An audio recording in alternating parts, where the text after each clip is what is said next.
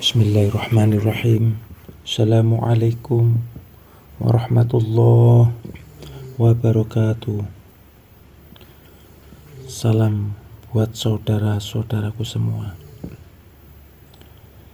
Sedikit menceritakan tentang Al-Hallaj atau Ibnu Arabi, sufi yang disalib dan dibakar. Al-Hallaj tokoh besar dan filsuf yang dihukum mati karena mempertahankan pendapat dan ajarannya. Mereka sama-sama meninggalkan banyak legenda yang masih dibicarakan orang hingga kini. Lebih penting lagi ialah pemikiran dan gagasan-gagasannya yang berlian. Sudah ratusan buku yang membahas tentang Al-Hallaj. Dalam dunia sufi, Al-Hallaj mempunyai kisah tersendiri. Pemikirannya tentang wahdatul wujud, yaitu faham yang meyakini bahwa seseorang mampu meleburkan diri ke dalam zat Allah Ta'ala, meninggalkan banyak kontroversi. Bahkan sampai sekarang pun perdebatan tentang hal itu belum juga reda. Selain itu, Al-Hallaj juga sangat piawai dalam mengemukakan pengalaman spiritualnya. Ia bahkan cenderung ekstrim. Yang terkenal Ana al-Haq, aku adalah Tuhan, masih terus menjadi bahan perbincangan yang tiada habis sampai sekarang. Dalam dunia sufi, Al-Hallaj mempunyai kisah tersendiri. Ia lahir dengan nama Abu Al-Mughis Al-Husain Ibnu Mansur Al-Baidawi pada 858 Masehi atau 244 Hijriah di Baida di provinsi Fars, Iran. Masa remajanya dihabiskan di kota Tustar, belajar pada Sahal Ibnu Abdullah At-Tustari, sufi besar yang terkenal di Tustar. Ketika usianya menginjak 18 tahun, ia pergi ke Basroh, lalu ke Baghdad. Ia berguru kepada beberapa guru spiritual seperti Syekh Abdul Husain Al-Nurim, Syekh Junaid Al-Baghdadi, dan Syekh Amru Ibnu Usman Al-Makki. Ketika berguru pada Al-Makki, itulah ia mulai mendapat pemahaman tentang wahdatul wujud. Dan sejak itu ia banyak melontarkan ucapan-ucapan yang kontroversial. Padahal beberapa gurunya sudah berkali-kali melarangnya, tapi sia-sia. Itu sebabnya ia memilih meninggalkan perguruannya di Basroh dan kembali ke Baghdad. Di ibu kota Irak ini, ia masuk kembali ke perguruan milik Syekh Junaid Al-Baghdadi. Tapi di sini ia kembali melontarkan ucapan-ucapan yang mengungkapkan rahasia ketuhanan, walaupun sudah dilarang oleh gurunya. Meski bagi banyak orang dianggap nyeleneh, Al-Hallaj juga berdakwah. Bahkan ia tidak tanggung-tanggung dalam berdakwah. Misalnya berdakwah sambil mengembara dari Ahwaz, Khurasan, Turkistan, keluar dari Irak sampai ke India. Hebatnya, dimanapun ia berada selalu elu-elukan karena ilmu agamanya yang tinggi. Kepiawaiannya inilah yang menjadikannya mempunyai banyak pengikut yang belakangan disebut kelompok Al-Hallajiyah. Mereka memandang Al-Hallaj sebagai waliullah yang memiliki kekeramatan. Dalam beberapa catatan sejarah disebutkan, Al-Hallaj adalah seorang sufi yang sangat tekun beribadah. Dalam ibadahnya yang khusyuk, ia sering mengungkapkan rasa syadhat, yaitu ungkapan-ungkapan yang kedengarannya ganjil Hal itu terjadi ketika ia tenggelam dalam fana, suatu tingkatan kerohanian ketika kesadaran tentang segala sesuatu sirna, kecuali hanya kesadaran tentang Allah Subhanahu wa Ta'ala. Dari sinilah muncul ungkapan Anna al-Haq yang oleh Al-Khalaj ditafsirkan bahwa aku berada di dalam zat Allah. Banyak ahli tasawuf menafsirkan ungkapan itu sebenarnya tidak dimaksudkan bahwa dirinya adalah Tuhan. Hal itu tampak dalam sebuah pernyataan, aku adalah rahasia yang maha besar, bukanlah yang maha benar itu aku hanyalah satu dari yang benar, maka bedakanlah antara aku dan dia. Ia menulis sejumlah kitab dan baiat-baiat puisi dalam legenda Muslim. Ia adalah prototip pecinta yang mabuk kepayang kepada Allah. Husain ibnu Mansur yang dijuluki Al-Khalaj awalnya pergi menuju Tustar, di sana menjadi pelayan Syekh Ibnu Abdullah selama 2 tahun. Kemudian setelah itu ia bertolak ke Baghdad. Ia memulai penggembaraannya pada usia 18 tahun. Setelah itu ia pergi ke Basrah dan bergabung dengan Umar ibnu Utsman sampai 18 bulan bersamanya. Ia menikah dengan putri Yaqub al-Aqta. Karena pernikahannya dengan putri Yaqub itulah membuat Amr ibnu Utsman menjadi tidak senang terhadap Al-Khalaj. Karena itulah Al-Khalaj pergi meninggalkan Basrah menuju Baghdad. Di sana ia menemui Junaid. Junaid memberikan syarat kepada Al-Khalaj bahwa ia harus diam dan mengasingkan diri. Setelah beberapa lama ia bersama Junaid, ia melanjutkan perjalanan menuju Hijaz. Ia tinggal di Mekah selama 1 tahun. Setelah itu ia kembali lagi ke Baghdad bersama sekelompok sufi. Ia sering menghadiri majelis Junaid dan sering mengajukan pertanyaan kepada Junaid. Namun Syekh Junaid tidak menjawabnya. Ketika Syekh Junaid menolak menjawab pertanyaan-pertanyaan Al-Khalaj, merasa kesal dan tanpa pamit ia pergi menuju Tustar. Di sana ia tinggal selama 1 tahun dan diterima dengan hangat oleh masyarakat. Namun karena ia sering merendahkan doktrin yang berlaku di tengah masyarakat saat itu, para ulama-ulama pun akhirnya merasa jengkel lalu menentangnya.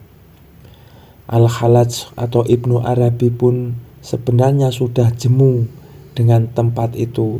Ia lalu mencoba meninggalkan jubah sufinya dan mengenakan jubah orang kebanyakan dan menghabiskan hari-harinya bersama orang-orang kebanyakan atau orang duniawi. Namun upaya ini tidak membawa perubahan apa-apa bagi dirinya.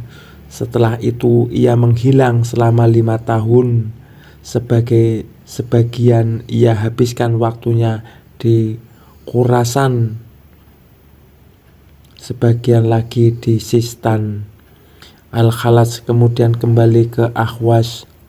Di sana khotbah-khotbahnya mendapat dukungan dari kaum elit dan masyarakat kebanyakan. Ia sering berkhotbah tentang rahasia-rahasia manusia, sehingga ia dijuluki sebagai Al-Khalaj sang rahasia. Setelah masa itulah ia mengenakan jubah darwis yang compang-camping lagi dan pergi menuju ke tanah haram bersama sekelompok orang dengan pakaian yang serupa.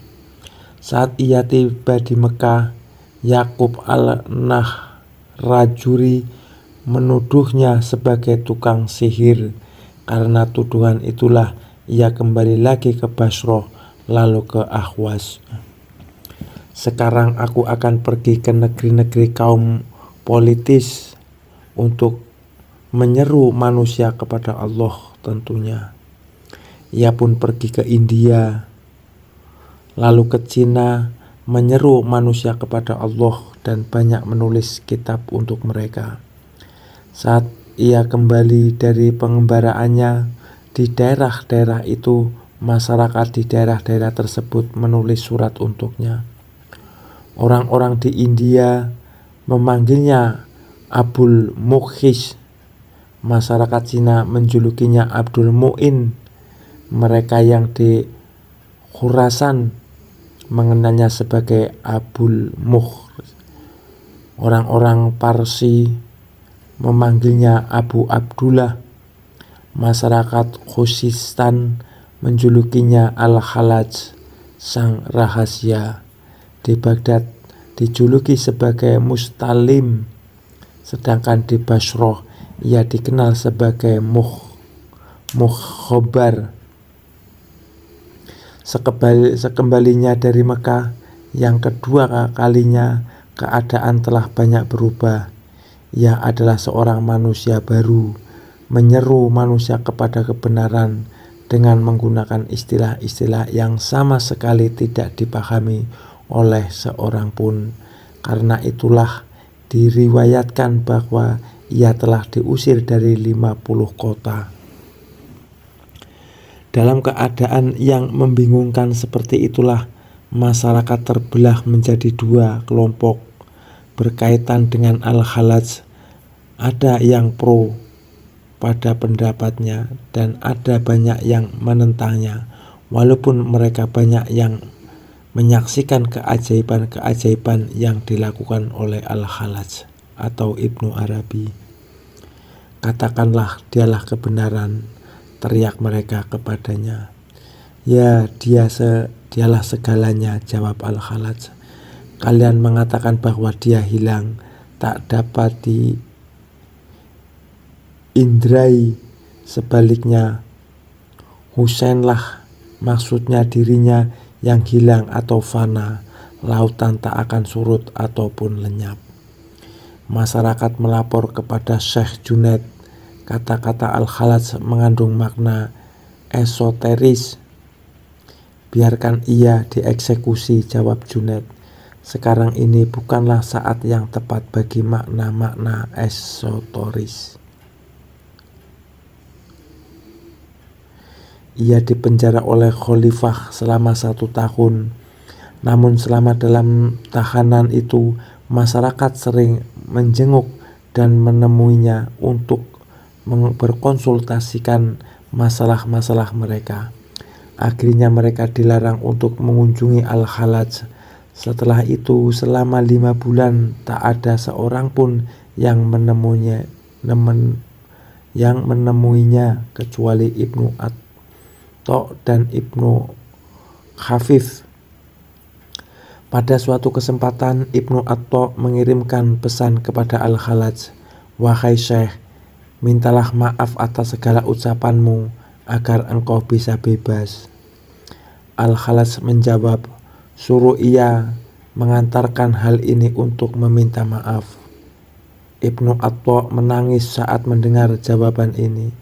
Kata, kita bahkan tidak memiliki secuil pun derajat dibandingkan dengan Al-Halaj, katanya.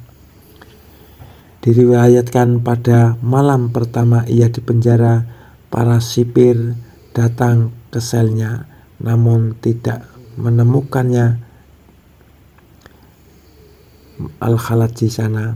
Mereka mencarinya ke seluruh sudut sel, namun ia tetap tidak ditemukan. Pada malam kedua, mereka juga tidak menemukan baik Al-Halaj maupun selnya. Pada malam ketiga, mereka menemukannya berada di dalam selnya. Para sipir itu bertanya, di mana engkau pada malam pertama dan di mana engkau bersama sel ini di malam kedua? Kini engkau di sel ini kembali, tanda-tanda apa ini? Al-Halaj menjawab, di malam pertama aku berada di dalamnya, karena itulah aku tidak berada di sini. Pada malam kedua dia berada di sini, maka aku dan sel ini pun tiada. Di malam ketiga aku dikirim kembali agar hukum dapat ditegakkan. Ayo lakukan tugas kalian. Saat Al-Khalas masuk penjara itu, ada 300 orang tahanan lain di sana. Malam itu ia menyapa mereka, "Wahai para tahanan, maukah kalian aku bebaskan?" "Mengapa tidak engkau bebaskan saja dirimu sendiri?" tanya mereka. "Aku adalah tahanan Allah. Aku adalah pengawal keselamatan," jawabnya. "Jika engkau mau, aku dapat melepaskan semua belenggu dengan satu syarat." Al-Khalas membuat satu syarat dengan jari telunjuknya, dan semua belenggu mereka pun terbuka, hancur lebur. "Sekarang bagaimana kita bisa pergi?" tanya para tahanan itu, karena pintu sel terkunci. Al-Khalas membuat satu isyarat lagi dan tembok penjara pun jebol. "Sekarang pergilah kalian," pekiknya. "Engkau tidak ikut?" tanya mereka. "Tidak," jawab Al-Khalas. "Aku punya sebuah rahasia dengannya yang hanya bisa diungkapkan di tiang gantungan." Keesokan harinya para sipir atau penjaga tahanan bertanya padanya kemana perginya para tahanan lainnya. "Aku telah membebaskan mereka," jawab Al-Khalas dengan santainya. "Mengapa engkau tidak ikut pergi?" tanya mereka. "Allah punya alasan untuk mencemoohku, maka aku tidak pergi," jawabnya. Kejadian di penjara ini dilaporkan kepada khalifah. Akan ada kerusuhan. Pakai khalifah, bunuh dia atau cambuk dia dengan tongkat sampai dia menarik kembali ucapannya. Mereka mencambuknya dengan tongkat sebanyak 300 kali. Setiap kali cambuk mendara tubuhnya sebuah suara gaib berkata, "Jangan takut wahai Ibnu Mansur." Kemudian mereka membawanya keluar untuk disalib dengan 13 belenggu yang berat di tubuhnya. Al-Khalas melangkah dengan tegap sepanjang jalan sambil melambaikan tangannya seperti seorang pengembara. "Mengapa engkau berjalan dengan begitu pogah?" mereka bertanya. "Karena aku tengah berjalan menuju pejagalan," jawabnya sambil melantunkan baiat-baiat syariat. "Kekasihku tidak bersalah. Dirinya aku anggur terbaik seperti dia, laksana tuan rumah yang ramah melayani tamunya." Al-Khalas atau Anna al-Haq. Menurut Al-Khalas, Allah Subhanahu wa Ta'ala menciptakan manusia menurut bentuknya, dalam pengertian bahwa kendati manusia adalah makhluk dan bukan Tuhan, manusia mempunyai tabiat kemanusiaan yang menyerupai tabiat ketuhanan Allah Subhanahu wa Ta'ala. Dengan kata lain, tabiat kemanusiaan adalah tabiat ketuhanan yang tidak sempurna, sedangkan tabiat ketuhanan Allah maha sempurna, suci dari kekurangan. Banyak sufi sezamannya yang berbicara seperti itu, misalnya Syekh Ash-Shibli yang bahkan dianggap gila. Lain halnya dengan Al-Khalas, ia tidak dianggap gila, tapi seorang waras yang bijak. Banyak kisah menarik di sekitar Al-Khalas, terutama pergaulannya dengan Junaid al-Baghdadi. Pada suatu hari Syekh Junaid berkata, "Hai Mansur atau Al-Khalas, tak lama lagi suatu titik dari 9 papan akan diwarnai oleh darahmu." Maka sahut Al-Khalas, "Benar, tapi engkau juga akan melemparkan pakaian kesufianmu dan menggunakan pakaian Maulwi Anna al-Haq." Dan ternyata dua ramalan itu menjadi kenyataan. Pada suatu hari, Al-Khalas benar-benar dirangsang oleh api cinta ilahiyah dan kembali meneriakkan Anna al-Haq. tanpa henti. Para guru dan teman-temannya seperti Syekh Junaid Asyibli menasehati dia agar menahan diri, namun ia tidak mempan oleh teguran itu. Al-Khalaj terus saja mengulang suaranya, ana al-haq, setiap saat. Gara-gara itulah kaum ulama syariat bangkit melawan Al-Khalaj, didukung oleh Hamid bin Abbas, Perdana Menteri Irak, dan akhirnya keluarlah fatwa kufur yang menyatakan bahwa Al-Khalaj melanggar ketentuan agama dan dapat dihukum mati. Maka Al-Khalaj pun ditangkap pada tahun 913 Masehi atau 309 Hijriah. Ia ditahan dan dijebloskan ke dalam penjara lagi. Para ulama pro pemerintah menuduhnya sering mengeluarkan pernyataan-pernyataan yang tidak sesuai dengan syariat. Bahkan ia dituduh berkomplot dengan kelompok perusuh yang mengancam kedaulatan Bani Abbasiyah. Maka Al-Khalaj pun dihukum mati dengan cara disalib. Saat mereka membawa Al-Khalaj ke tiang gantungan di bab Al-Khalaj, ia mencium kayunya dan menaiki tangganya sendiri. Bagaimana perasaanmu? Tanya mereka. Mi'rajnya seorang kesatria adalah di tiang gantungan, jawabnya. Ia mengenakan celana sebatas pinggang dan mantel di bahunya. Sambil menghadap ke arah kiblat, ia menengadahkan kedua tangannya dan mulai mencengkrama dengan Allah. Apa yang diketahuinya, tak seorang pun mengetahuinya, katanya. Lalu ia pun naik ke tiang gantungan. Sekelompok orang pengikutnya bertanya, bagaimana menurutmu mengenai kami yang merupakan para pengikutmu dan mengenai mereka yang hendak merajammu? Mereka mendapat 2 pahala, sedangkan kalian 1, jawabnya. Kalian hanya berprasangka baik padaku, sedangkan mereka digerakkan oleh kekuatan keimanan terhadap Allah untuk menjaga kelurusan hukumnya. Kemudian Asyibli mendekat dan berdiri di hadapannya sambil berkata, bukankah kami telah melarangmu dari melindungi manusia? Pakiknya lalu ia bertanya, wahai Al-Khalaj, apa itu sufisme? Al-Khalaj menjawab, yang engkau lihat ini adalah derajat terendahnya. Lalu apa yang lebih tinggi daripada ini? Tanya Asyibli. Yang tak dapat engkau capai, jawab Al-Khalaj. Orang-orang mulai melempari Al-Khalaj dengan batu, sedangkan Asyibli demi menyesuaikan diri melempar segumpal tanah. Al-Khalaj merintih. Mereka bertanya, engkau tidak merintih saat ku lempar dengan batu-batu itu, tapi mengapa engkau merintih sewaktu terkena lemparan segumpal tanah? Karena mereka yang melemparku dengan batu tidak mengetahui apa yang mereka lakukan.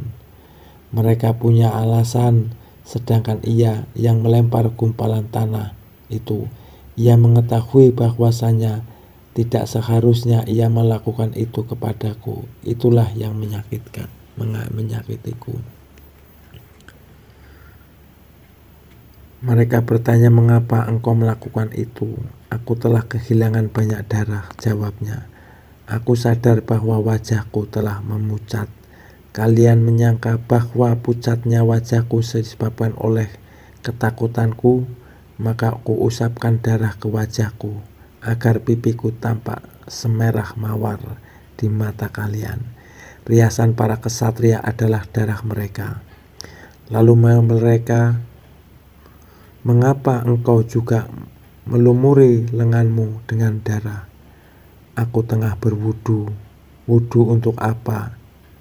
Saat seorang hendak mendirikan sholat 2 rakaat dalam cinta, jawab Al-Khalaj. Wudunya belum sempurna bila tidak dilakukan dengan darah. Kemudian mereka mencungkil kedua bola matanya, Raungan terdengar di antara kerumunan orang, sebagian menangis, sebagian melempar batu, lalu mereka hendak memotong lidahnya.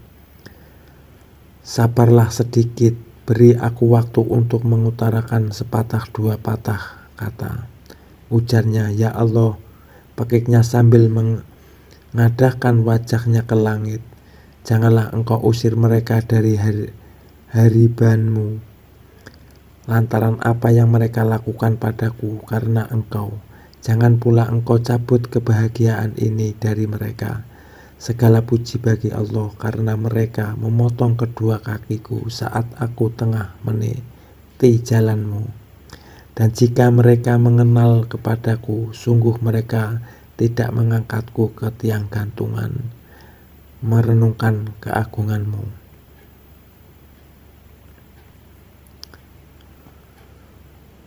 Maka mereka pun membakar jasadnya, dari abunya pun terdengar seruan, akulah kebenaran. Bahkan pada saat pembantaiannya, tiap tetes darahnya membentuk nama Allah. Mereka tercengang melihat semua itu. Lalu mereka membuang abunya ke sungai Tigris. Abunya mengembang di permukaan sungai Tigris dan terus menyuarakan akulah kebenaran. Sebelum dieksekusi, Al-Khalat telah berpesan kepada pembantunya, saat mereka membuang abu jasadku ke sungai Tigris, Baghdad akan terancam tenggelam. Hamparkanlah jubahku di sungai, kalau tidak Baghdad akan hancur. Pembantunya saat melihat apa yang terjadi membawa jubah Al-Khalat dan menghamparkannya di tepi sungai Tigris. Air pun surut dan abu Al-Khalat pun diam. Kemudian mereka mengumpulkan abunya dan menguburkannya. Kematian Al-Khalat merupakan kehilangan besar sekaligus noda hitam dalam dunia tasawuf. Namun pemikirannya tetap hidup terus, tak lengkang oleh ruang dan waktu sampai sekarang. Sedikit menceritakan kisah Al-Khalat atau Ibnu Arabi dan pemikirannya tentang wahdatul wujud. Terima kasih sudah menonton video ini. Mudah-mudahan bermanfaat. Wassalamualaikum warahmatullahi wabarakatuh.